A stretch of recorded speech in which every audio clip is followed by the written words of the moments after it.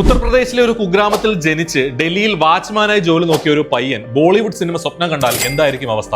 അതും ലോകത്തിന്റെ കണ്ണിൽ ഒരു ബോളിവുഡ് നടനാവേണ്ട യാതൊരു ബോഡി ഫീച്ചേഴ്സും ഇല്ല എന്ന് കരുതപ്പെടുന്ന ഒരാൾ. 100 Days 100 Stories Day 7. ചെറുപ്രായം മുതൽ തന്നെ അഭിനയവും സിനിമയുമായിരുന്നു ഏറ്റവും വലിയ പാഷൻ.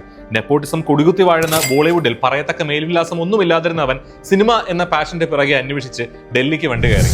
ഡൽഹിയിലെത്തി പല വാതിലുകൾ മുട്ടി നോക്കിയെങ്കിലും ഒന്നും തുറക്കാതെ വന്നപ്പോൾ അവസാനം ജീവിതം തെള്ളി നീക്കുന്നതിന് വേണ്ടിയിട്ട് ഒരു ഓഫീസിൽ വാച്ച്മാനായി അവൻ ജോലിക്ക് കയറി. ബാക്കി സമയം നാടകങ്ങൾ അഭിനയിച്ചും അവസരങ്ങൾ അന്വേഷിച്ചും തെള്ളി നീക്കുന്നതിനിടയിലാണ് അത് സംഭവിച്ചത്. വാച്ച്മാൻ ആയതുകൊണ്ട് എപ്പോഴും ജാഗരൂകനായി നിൽക്കണം എന്നുള്ളത് ആ കമ്പനിയുടെ പോളിസികളിൽ ഒന്നായിരുന്നു.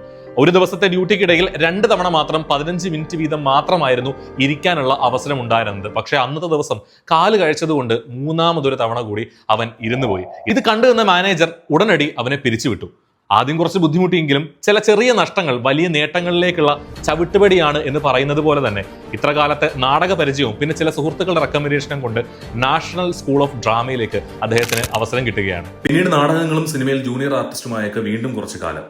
ഫൈനലി ദ ഇയർ 2012 ബോളിവുഡ് അയാളുടെ പൊട്ടൻഷ്യൽ എന്തെന്ന് മനസ്സിലാക്കുകയായിരുന്നു. Kahaani, Talaash and gangs of Wasseypur. ഒരിക്കൽ വാച്ച്മാനെ ഒന്ന് ഇരുന്നതിന്റെ പേരിൽ ജോലി നഷ്ടപ്പെട്ടയാൾ ഇന്ന് ബോളിവുഡിലെ താരരാജാക്കന്മാർക്ക് നടുവിൽ തന്റേതായ ഇടം കണ്ടെത്തി അവിടെ കസേര വലിച്ചിട്ടിരിക്കുന്നു.